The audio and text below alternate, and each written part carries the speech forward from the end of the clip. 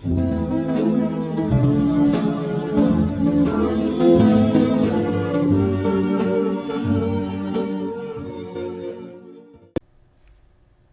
everybody, welcome back to the Retro Horror Academy. My name is Daniel Richardson, and today we're going to be looking at the year in horror 1940. Not only is it a new year, it's a new decade. And not only is it a new decade, but horror is back. Seemed like toward the tail end of the 30s, it was all but gone, but 1939 rolled around and it came back in a big way, and we're about to reap the benefits in a new decade.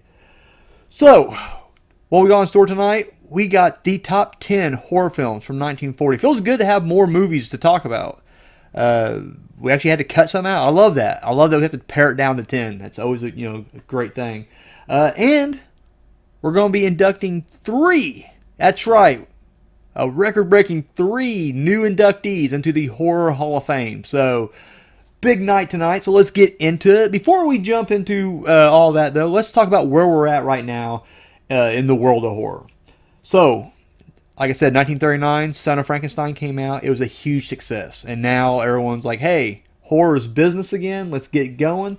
A lot of critics would later call this the second wind of horror. We had the golden age with Dracula and Frankenstein early on, The Mummy, and, the likes. And now here we are again. However, you're going to see that Universal is going to be looking back to the 30s for a lot of the inspiration for the 1940s. More sequels, remakes, just using the properties in general.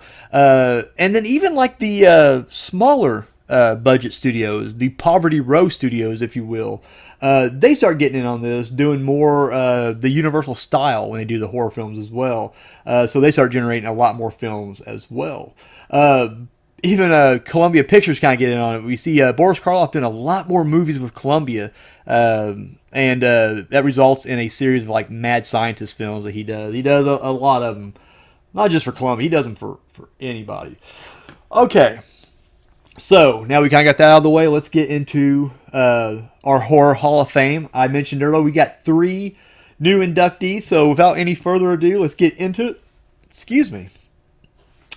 We're very unprofessional here at the Retro Horror Academy, and I apologize. Having a little bit of indigestion. Had some great Mexican food, but older I get, it just does not agree with me as much as it used to. So now I'm burping up and having crazy indigestion. Take a quick drink. So, the first inductee tonight into the Horror Hall of Fame is Mr. Lionel Barrymore. From the legendary Barrymore family. This guy actually has an Academy Award to his name. He won the Academy Award for Best Actor for the movie A Free Soul. He's also probably better known to people outside of horror as Mr. Potter in It's a Wonderful Life. And he also played Ebenezer Scrooge in multiple radio broadcasts of that thing around Christmas time.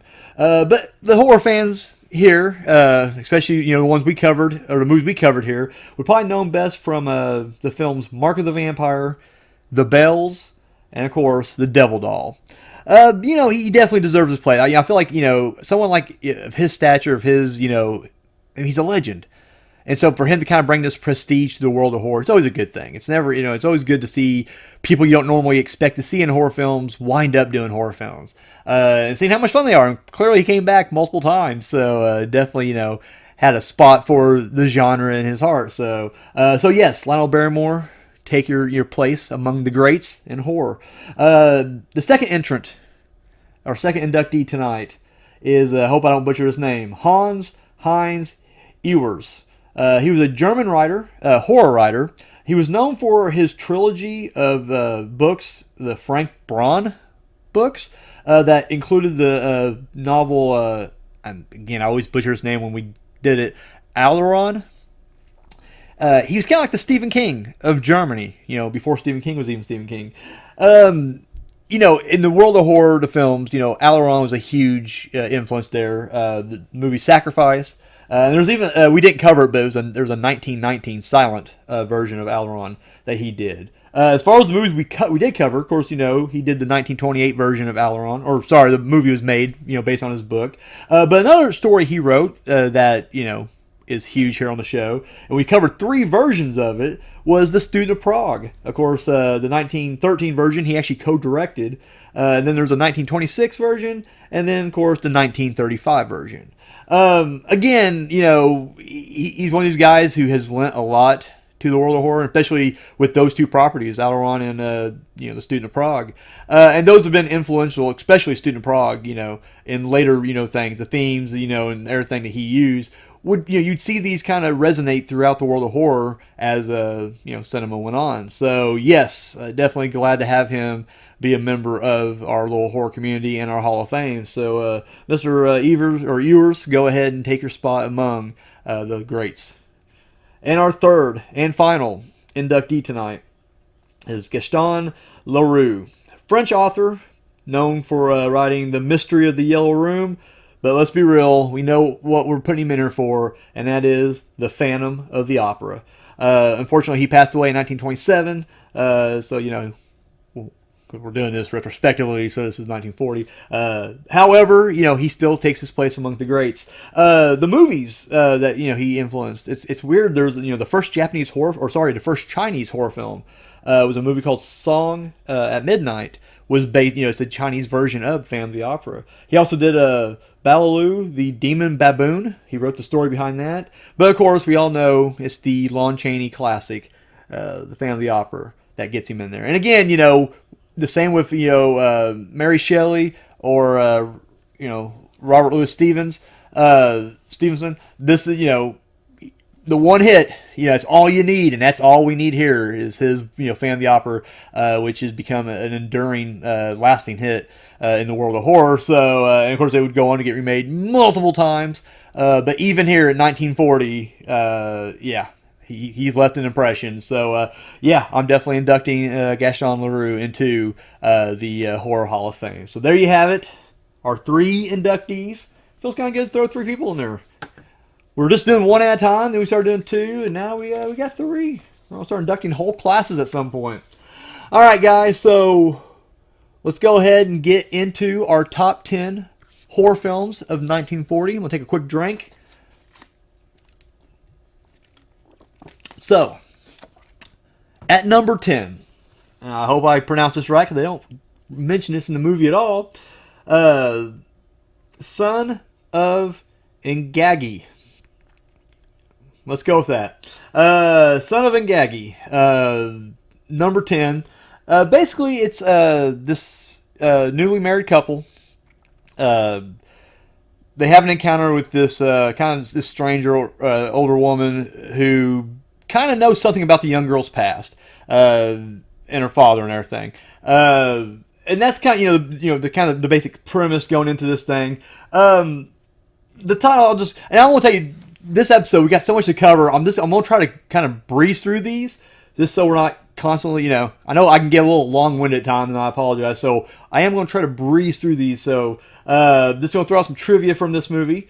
Apparently, though, the title, Son of Inagi, or Ingagi, however you want to say it, this was trying to cash in. There was a film that came out previously called Ingagi, which was a Mondo faux documentary type film, basically dealing with the fact that it was like in certain regions of Africa, these apes were kidnapping the women from the local villages and turning them into sex slaves.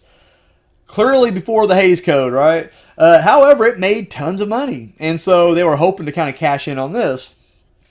This has a distinction of being the first horror film with an all-black cast. Spencer Williams, who is a writer, black writer, wrote it, and he actually had a chance to direct it, but he did bow out, and they actually ended up getting some white guy, Richard something, to write, Kahn. I don't say Kine, that's the guy from Home Improvement, Richard Kahn. Anyways, they got him to direct it, but yeah, he wrote it, and an all-black cast. When I was looking for the reviews, I don't know, the reviews were just very dismissive at the time. In recent years, because the film's been kind of getting rediscovered out there, people are, looking at it. Because, again, it does have its place in, the world of horror for being the first, all-black horror film. but it is, it's being rediscovered now. But yeah, at the time it was just, like I said, very dismissive. I liked it, and I was kind of surprised at how dismissive. Because really, this is kind of above average. It's not really a bad film at all. It is, it's so messed up though, because like you see, the cast, it's again all black, but it's like, it makes the blackface so much worse in the previous films we covered. Like, how insensitive, because like half these people didn't even look black. I kid you not. I was like, oh, there it is, white skin. So it's like, my God, why are we going full black when we were doing our blackface in Hollywood back in the early days of Hollywood cinema? I don't know. It's very distasteful. But no, this movie was good. I liked it. Again, they tacked on the name Gaggy, I guess, hoping that get more. Yeah, I mean, not much really to say beyond that. Definitely think you go check it out. This thing got a 4.2 on IMDb. And a 60% on Rotten Tomatoes. So, yeah, even though it's being rediscovered, it's still not getting the proper love it deserves. I think it definitely deserves more than that, but, that's just my opinion. All right, so now moving on to number 9. We have, this is just awkward, kind of like this, The Man with 9 Lives. So, Boris Karloff plays this scientist who, he's like the leading scientist in cryogenics, at a time when that was kind of, still very new. It's kind of weird now even, but back then probably even crazier. However, he goes missing, and for like 10 years no one knows where he's at until like this medical researcher is searching for him. And as he's going through his cabin, he ends up finding that he's still alive, but he's frozen in ice. So during my research, I found, this is so weird, that apparently this movie and The Man They Could Not Hang, which was another film that came out a year previously that we talked about, which both dealt with basically the early workings of cryogenics or whatever, they were based on these real claims. See if I got this name right. It's Dr. Robert Cornish, and apparently this guy claimed, he never proved it, he only claimed, but he claimed that he was able to resurrect his dead dog and reanimate him through cryogenics. Now again, he was never able to prove it, so I guess it don't really count. But I just thought it was weird. Like, this was actually like kind of pseudo based on actual headlines at the time, which is crazy to me. Interesting facts I picked up along the way on this thing was the makeup effect artist on this movie was a guy named Fred Phillips, who would go on to work on Star Trek. So good for him. Kept getting work after this. And then the other thing I thought was kind of odd was apparently during this time, because at this point, the Hays Code is definitely in effect, you could not say the word cancer in a movie. They thought that was just too dark, too real, I guess. And so usually if a character had cancer in a movie, they just refer to it as, that long illness or whatever. However, cancer gets by in this movie. I don't know if it's because no one was paying attention, which I don't buy that either, because like, horror has always been so scrutinized, especially by, critics or whatever. Anyway, but, either way, yeah, it got the distinction of using cancer at a time when no one really wanted you to use cancer. So, The Man of 9 Lives, I dug it. Again, and it's going to be kind of a theme you're going to be hearing from me, not to be a broken record, but, and at this point, I mean, this movie was okay. I'll get the pass. But, in an era where all these mad scientist movies, where it's a good scientist with a good purpose who tends to go a little mad and go crazy with it, especially if Boris Karloff's that scientist, because my God, he does it a lot. They start to blend together. A lot of them are just like, and I felt like this one was just distinct enough. You got this kind of isolated feeling because when they discover it's not just him down there in his cabin, but there's several people who are all frozen, and they wake up, a decade later, and he ends up, to prove his theory he's right, he still holds them hostage. Like, he's like, I gotta prove it. I don't know. I really dug that aspect of it, and so it gave it a new twist, I guess, to, an old formula. I enjoyed it. The IMDb gave it, the community there gave it a 6.5. And that's on par. I agree with that. That seems to be about what I would give it right here. But I enjoyed it. I really thought it was pretty good. And again, you really can't go wrong with this. If you're a fan of the Mad Scientist movies and the Mad Scientist movies with Boris Karloff, then I would definitely say go check out The Man with 9 Lives. So, we're moving on now to number 8. We got Dr. Cyclops. Basically a mad scientist in South Africa. And or sorry, he's in South America, I believe. However, he has all these people kind of fly down to check his work. However, he's afraid that they're going to try to stop him from pulling off his crazy plan, which is to miniaturize everybody. He wants to shrink everybody down because he feels like if he can shrink everybody down, all the food we have will survive. It'll be enough for everybody. Like, he won't shrink the food. The food will be giant, but he'll shrink the people, and we can live in harmony, and we'll always, we'll never be hungry. It's mad, but that's why I call him mad scientist, But when he feels like he's being threatened, he shrinks them all down. So this movie was nominated for an Oscar for Best Special Effects, which I thought was pretty cool. The team behind King Kong, director, the writers, the special effects crew, all the people behind King Kong, they would go on to pitch in on this movie as well. This also has the distinction of being the first American horror film to be made with the made in full the 3-strip Technicolor process. Apparently, all the movies that came out before that were color was using the 2-strip process. So this is the first time we're doing 3-strip. This thing got mixed reviews. A lot of people would praise Albert Deckard's performance, who he played the title character of Dr. Cyclops, but also the special effects. However, they pretty much crapped on everything else. I actually really dug this movie. I don't know. I thought this was really good. I think the special effects still hold up. Like, these are 1940 effects. I think it still looks really good. I think the story's really good. I like, it has this big sense of adventure, but also, it's a scary situation. You're tiny, and he's got a cat that's out there. There's wild creatures. They encounter a regular size crocodile. Like, how scary would that shit be if you're a crocodile's scary enough, but if you're the size of a toy, my God, that's even more terrifying. I don't know. I really dug it. I thought the effects held up. I didn't think the acting was that bad. The acting, aside from Albert Deckard, it got crapped on, but I thought it was pretty good. Either way, I don't know. This may be one of my favorite movies, not just of this year. Because again, I'm part of the academy. I got to play ball for everybody else.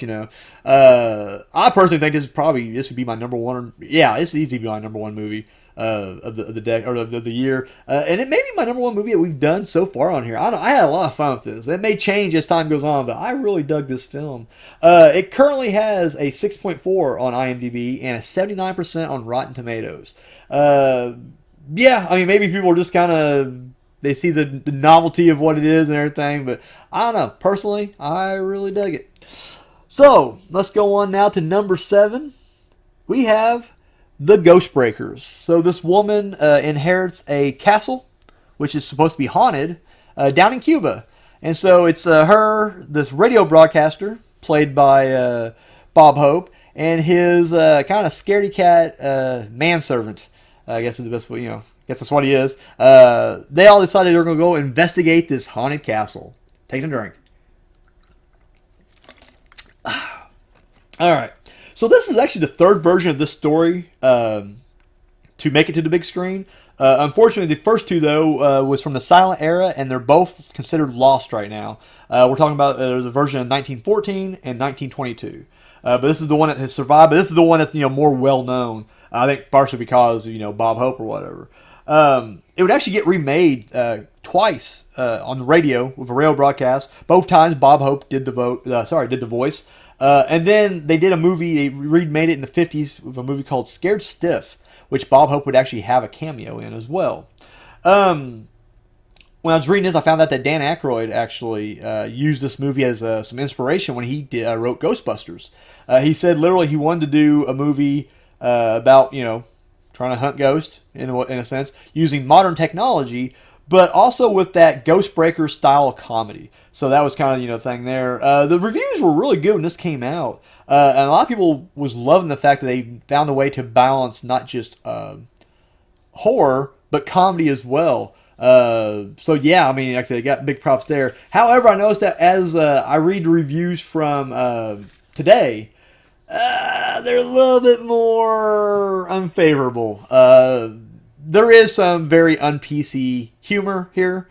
And yeah, people are kind of uncomfortable with that. So I noticed a lot of reviews today are kind of panning the movie's humor and whatever. But, again, I hate to sound like that guy, but it was a different time. So, it is what it is. However, it was because of the previous film that Bob Hope and Paulette Goddard did together, The Cat and the Canary, which we also covered on here. The success of that one was pretty much what led to this film getting made right here.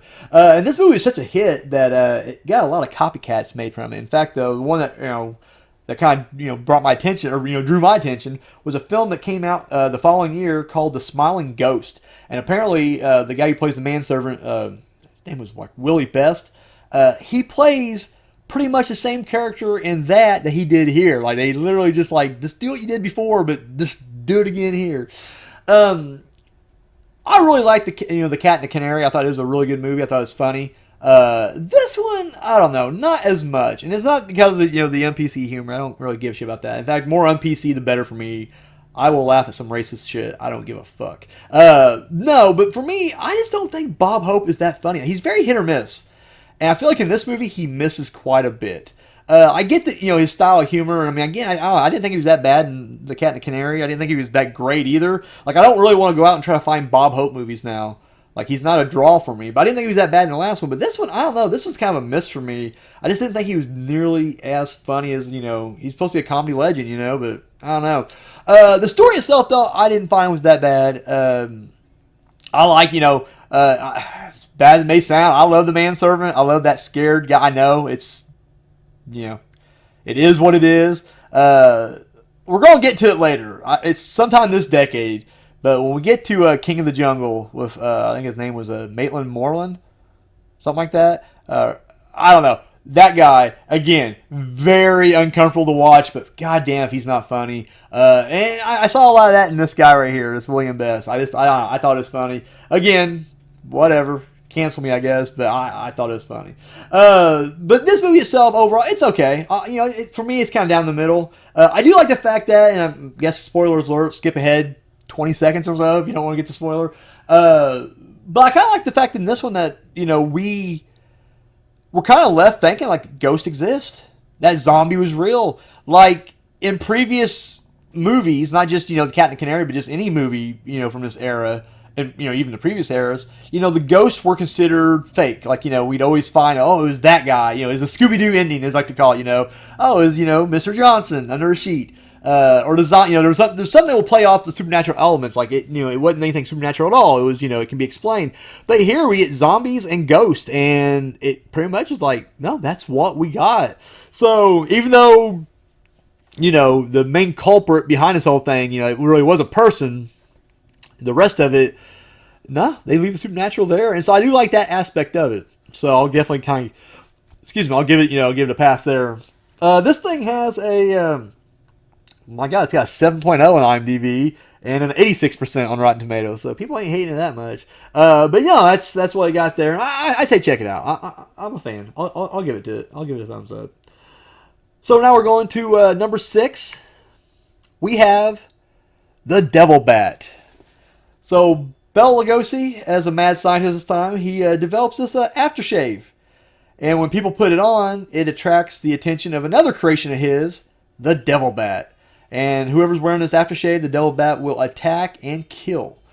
So this was the first horror film from PRC, or as the acronym stand for Producers Releasing Corporation.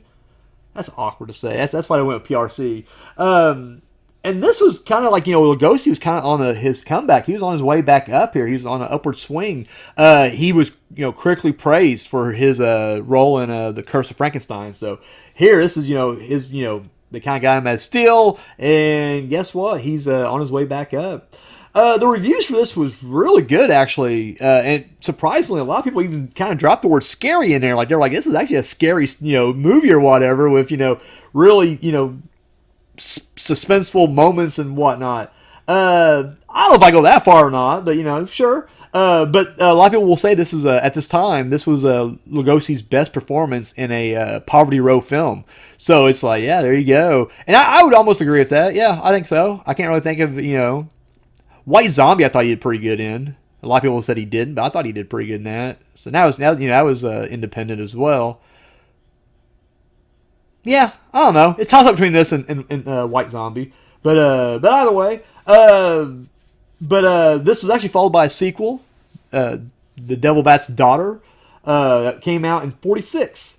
And then later on, all the way later on, in 2015, they would make a indie horror sequel as well called Revenge of the Devil Bat. Not really sure if it was, because I know the daughter of the Devil Bat didn't do as well as this movie, critically or financially. And I never even heard of Revenge of the Devil Bat, so I can only imagine that people just realized, oh yeah, this is a public domain film, and we'll just go ahead and cash in a sequel with a somewhat, I don't know how recognizable the name is, but a somewhat recognizable name. Either way, though, there's a trilogy of Devil Bat movies out there if you're so inclined to watch all three of them. This was one of PRC's biggest successful movies right here. And I thought it was kind of funny, too. They mentioned that there's a Western they did called Wild Horse Phantom, and they reused the Devil Bat prop itself. I really like this movie, too. I thought this was really good. I love the story. Again, they're doing the mad science trope again. Except this one, there is no good intention. Like all the other ones, there's a well-meaning purpose starting off, and then when people stand in his way of trying to be good and help the world, then he turns mad and starts killing people. In this movie, it's just from the get-go, it's revenge. This guy is just trying to, and it's not even like good revenge. It was like shit he did to himself, because the basic plot of it is he helps develop some kind of something for the company, some kind of technology or whatever, and he gives them the special formula or whatnot, whatever it was. But instead of trying to just be a part of the group and invest, and they even said hey, we'll cut you in, you can be equal partners with the rest of us. He wanted his money now, and so they write him a check, and let's just make up a number for $9,000 or whatever, and then they all go and become millionaires, and he's just left that $9,000, and he blames them. And it's like, dude, you made that mistake. And they even keep him on, he works for him. He's they treat him like one of the group. He's one of the crew. He's one of the family. And they're still paying him, I would assume. He's not working for free. But of course, in his mind, he wants to be filthy rich like them, and he holds that grudge. So he decides he's going to kill them off. And so he, constructs this Devil Bat. I like it. The formula works. Again, we're looking at it from the perspective of this writer and his photographer. It's a journalist. Reporter, that's the word I'm looking for, damn it. Reporter. And so we're seeing it from their perspective. They're trying to, solve this case. I don't know. Really solid movie. I really dug it. Definitely probably deserves to be a little bit higher on the list. But again, I'm working with a group here. So, but either way, I would definitely say check it out. Did I mention what it had? Yeah, so it only has a 5.4 on IMDb and a 60% on Rotten Tomatoes. That is criminal. I don't care what anybody says. That is criminal. All right, up next, at number 5, we have Before I Hang. So basically, this doctor is put on death row because basically he did the Dr. Kevorkian thing, a mercy killing, and they put him on death row. But everyone seems to like him, and they're letting him do his experiments there. He's still able to do his experiments from his jail cell. He's not looked at evil. It's just, he did a crime. He's readily admitted, hey, I did it. And so they, let him continue his experiments. However, his experience, he ends up testing himself. And basically he gets out and everything, gets the pardon. However, the side effects of this serum he pumped into himself turns him into a serial killer. So, because he used a criminal's blood or whatever for the serum. And so now he is himself a killer. So here's a movie. I mentioned this earlier, but this is a movie that I felt like I'm getting fatigued on. This is, we've already seen a movie with, Boris Karloff on death row, going, to jail for, a crime, for, pretty much the same thing. And the last time he did this, he was experimenting on a patient who volunteered for it, but since it's a legal operation, they put him in jail and everything because, it did result in his death because they were trying to stop him. That was the other thing. They tried to stop him. They would let him go on with it. The patient would survive. I don't know. I feel like we've already seen this movie before. And then you just add to the fact that, now he's doing the Dr. Jekyll, Mr. Hyde thing. He injected himself with the serum, and one minute he's nice and normal, the next he's a serial killer, and it's again, we've done this. So, I don't know. By the time I'm getting around to watching this, I am just I am done with this kind of movie. I'm not saying there aren't other Mass Scientist movie that may come along that I will like. I just know that I'm kind of feeling burnt out on them right now. And unfortunately, this is just one of those where I'm just kind of like, it was okay. Again, because Karloff's in all these pretty much, he does great. I'm not knocking his performance. I'm not even knocking the story or the movie. I just feel like we've already seen it. We've got to move on, but, it is what it is. This has a 6.1 on IMDb, but yeah, it is what it is. But it is our number 5. Take a drink. So now we're going on to number 4. Our number 4 horror film of 1940 is Black Friday. So, Karloff plays a doctor, of course he does, who basically he's trying to save his friend's life, and does a brain transplant with the brain of a gangster who's dying. And so it saves his friend's life. However, guess what the side effect is? Now his friend has a deadly split personality. Does the Jekyll and Hyde thing as well. So here's a few notes I thought was interesting. The first was originally this was supposed to be titled Friday the 13th. Imagine how the horror landscape would have changed if that would have happened. Would they have used that title in the 80s? I don't know. Interesting what if, or would they use Black Friday? Would Black Friday have been, what Friday the 13th became? I don't know. Interesting to see. But either way, we get Black Friday here, so they changed it, and everything is as it should be. So, Universal did a lot of pairings with Boris Karloff and Bela Lugosi. That was kind of their big thing. And originally, Bela Lugosi was going to play the doctor, and Boris Karloff was going to play the friend, the professor. Now, I get a lot of conflicting stories here, and I gotta be honest with you, I don't believe what I'm about to tell you guys. I think it's bunk, because honestly, Karloff's a great actor, and I've seen him do this stuff before. He did dual roles in a Tower of London, so I don't know. But anyways, as the story goes, Karloff didn't feel comfortable playing the dual role. And I mean, dual role is in the Jekyll. He did it. He just did it with Before I Hang. So it's like it's not that crazy. But either way, he claimed he didn't want to do it, didn't feel comfortable, and he wanted to do the doctor role. But instead of just switching Lugosi and Karloff, they basically take Lugosi out, put Karloff in his old role.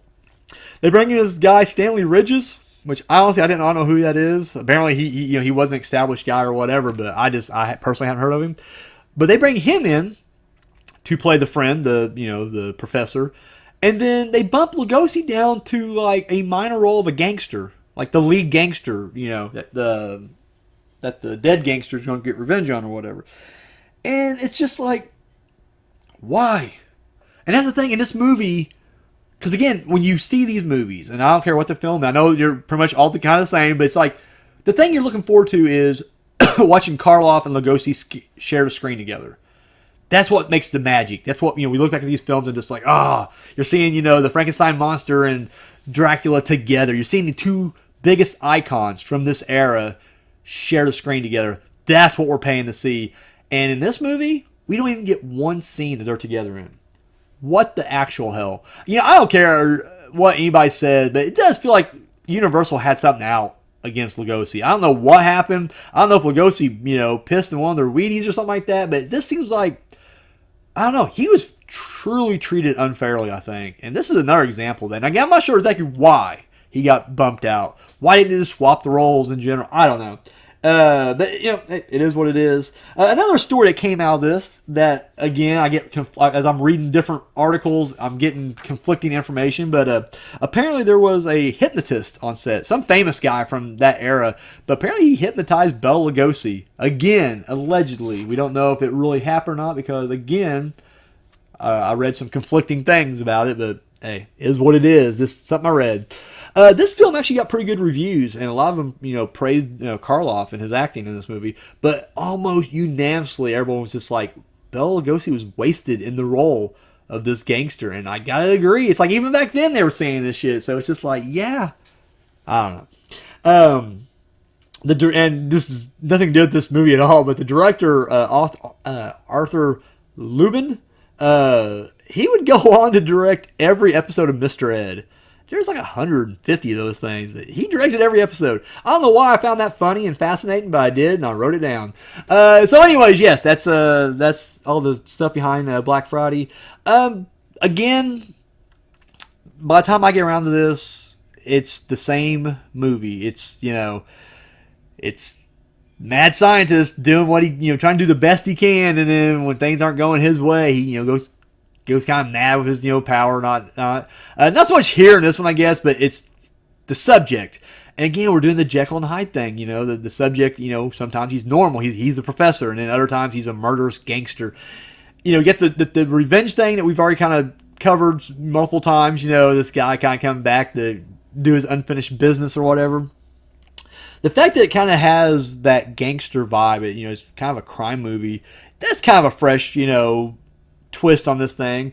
However, just as a fan and begrudgingly, I have to say it, the fact that we don't get Karloff and Lugosi together, that's what's so glaring about this. And they're the top two billed. Like when you look at the poster, it's like, it's Karloff, it's Lugosi, and it's just like, no, it's not. It's them doing separate shit in this movie.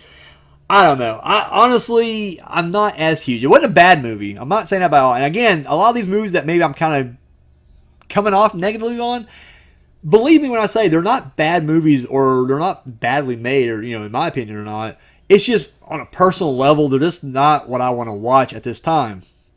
Maybe later down the road, I'll check them out and it'll be, totally different. I may, come around on these things. But at this point in time, just like, I'm just ready to move on to a different genre altogether. And furthermore, if you're going to do a Lugosi Karloff movie, you put them together. That's all I'm saying. This movie does have a 6.3 on IMDb and a whopping 100% on Rotten Tomatoes. That is crazy. Yeah, it is what it is, though. So that is Black Friday. So now we're getting to the top 3 horror films of 1940. This is number 3. And the winner of the Bronze Skull Award, that movie is The Invisible Man Returns. So this guy, he's the owner of the local coal mine. However, he is framed for the murder of his brother. And so he seeks out help to get the serum to turn him invisible. However, that serum will turn him insane. So this is obviously the sequel to The Invisible Man. And this was really made just because, again, the success of Son of Frankenstein the previous year. This was also, we mentioned, Dr. Cyclops, this was the same case, but this was also nominated for the Oscar for Best Special Effects. And yeah, they do look really good in this thing. It was noted early on that Boris Karloff or Bela Lugosi was going to play the Invisible Man this time around. However, it didn't happen. But we do get a fresh-faced Vincent Price, his very first horror film. And my God, what an impact this guy's going to make. This movie went over its budget and was behind schedule, and that was kind of a big thing they were fighting the entire time on. They even, and they actually, I guess, kind of helped with the money. They reused the score of Son of Frankenstein, or some of the score, not all of it, but some of the Son of Frankenstein score there. This movie was successful, and it would be followed by The Invisible Woman.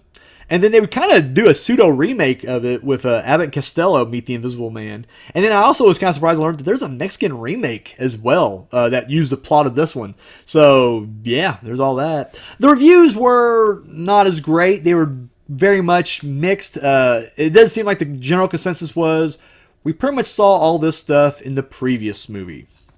The original Invisible Man. And that there's a movie that came out around the same time, and I know what the movie is. I just never seen it. I'm aware of it though. It was called Topper.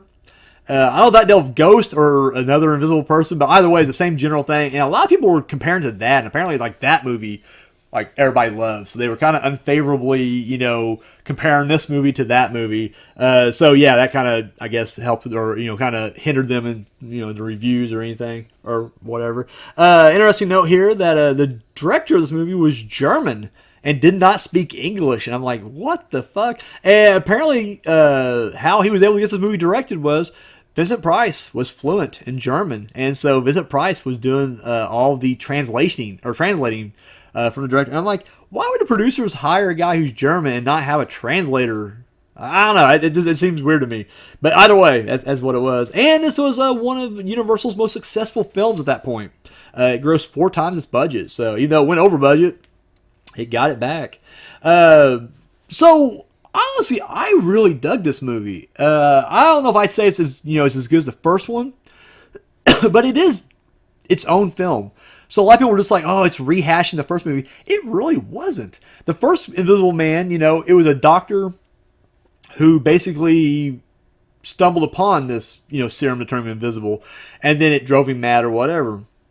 Whereas in this one, it's a guy who's falsely accused of murder, and he's trying to clear his innocence, and he's trying to, whatever, and he has to use the serum. He even knows the side effects, like, he knows ahead of time what will happen to him. I don't know. I really dig that aspect of it. I thought that was really cool. And again, I think Vincent Price, I liked his character and portrayal better than Claude Rains, the original guy. That's just me personally. Now, again, I may be biased. I'm a big Vincent Price fan or whatever, but I just thought he was much better in this role, and I just like the story better. But that's just me. This thing got a 6.5 on IMDb, 87% on Rotten Tomatoes, and this thing made $0.8 million at the box office. So there you have it. Yeah, I definitely say check it out. Definitely a classic in the Universal horror pantheon. So check it out. All right, moving on to number 2 now. And at number 2, the winner of the Silver Skull Award, The Ape. So Boris Karloff, mad scientist again. But no, he's a doctor of this young community, and he's very respected. And he's trying to cure this woman's, she's paralyzed due to polio. And so he finds out that he needs a human spinal fluid to basically use, as a formula to help this cure or whatever. And that's the basic setup. We'll get into the rest of it here in a second. This thing, when I read the reviews for it, were crazy all over the place. Like one review said it was a scary movie and a thrill ride and all that stuff, and then another one just straight up called it silly and hokey or whatever. Generally everyone praised Karloff's performance. Some people said they thought it felt like he was kind of sleepwalking through it. There were some reviews that said like this was just kind of okay or whatever. And then a lot of modern reviews just kind of crap on it in general. This thing was produced by another Poverty Row studio, Monogram Pictures. And it's funny because a lot of the actors and crew from Monogram, or who did Monogram movies, they would say the same thing. Like, they had fun on the set. They, enjoyed working with, the cast and crew. But they hated the company in general. I guess they were so cheap that they put them up in like shitty hotels, or sometimes not even put them in hotels at all, And it's just, I don't know, it's kind of funny, but everyone kept kind of crapping on it. This movie was actually shot and filmed and put together in less than a week. Roger Corman would be proud. Yeah, again, the first time I watched this actually was way before I even conceived, the show or whatever. It was back in 2005. Yeah, 2005. There used to be a distributor of like low budget and public domain movies, Alpha Video. They may still be around. I don't know. I'm sure they are. But when 2005 rolled around, that's when Peter Jackson's King Kong was coming out. And so to cash in on that, they made this collector's edition box set called Sons of Kong. And it was just a bunch of ape movies, horror, I guess some sci-fi and, adventure or whatever, but mostly horror films. Yeah, but all like, low budget, these Poverty Row films, if you will. And I saw the ape in that. I'll be honest, that box set was horrible. The only movie that came out of that, like, really good that I loved was Bela Lugosi Meets the Brooklyn Gorilla. And I don't care what anybody says, I love that movie. And I know I love probably for all the wrong reasons, but I still love that movie. Anyways, past all that. So I watched the ape the first time there, and I remember thinking like it was okay. It was what it was. Again, thought Karloff did a fantastic job in it. But I just thought it was okay. When I went back to kind of rewatch it for this show, personally thought it was dull. I mean, again, it's the same kind of thing. he's going mad for the right reason. Again, he's just trying to cure this girl's polio. But, this plan is so stupid. Like, there's an ape going around killing everybody, and it trashes all his research, and he kills the ape during this thing, but then he decides, I'll just skin the ape, wear it as an ape costume, and go commit more murders to refill the, spinal fluid. He finds out the spinal fluid's working. And he's like, I gotta have more spinal fluid. And it's like, really? That's your plan, though? Like, you're a brilliant scientist. You're not a killer. Especially a killer's going to use their ape costumes. Like, can you not think of a better way to do that? No, apparently not. Because his whole thing is like, they'll blame the ape. It's like, will they, though? I don't know. Watching it now, like I said, because I'm kind of suffering from mad scientist fatigue, one. And then two, like I said, it just felt really dull. Like, a lot of it was just, it felt like a chore to get to, or get through. It really did. Again, I may change my mind years later if I ever come back to this era and start watching these movies again. But for me, it just, I don't know. It's middle of the road, but more on the lower side of things. However, this is my personal opinion. Apparently, the Academy thought really highly of it, enough to, it got the Silver Skull Award. So, congratulations to that movie, I suppose. This thing got a 4.6 on IMDb and a 38% on Rotten Tomatoes. So, I'm not the only one who didn't really care for it. Not really loved anywhere. But anyways, there you have it. Number 2 is The Ape. So now we're coming to the number 1 movie, horror film of 1940. The winner of the Golden Skull Award. We have The Mummy's Hand. So basically, the mummy this time is, his name is Karras.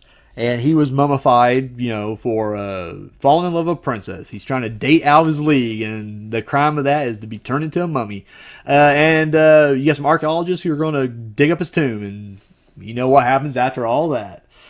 So, much like how The Invisible Man Returns was kind of made based on the success of Son of Frankenstein, that's what happened then. Son of Frankenstein and, The Invisible Man Returns, they're like, hey, let's do another one of our properties, and we get The Mummy's Hand.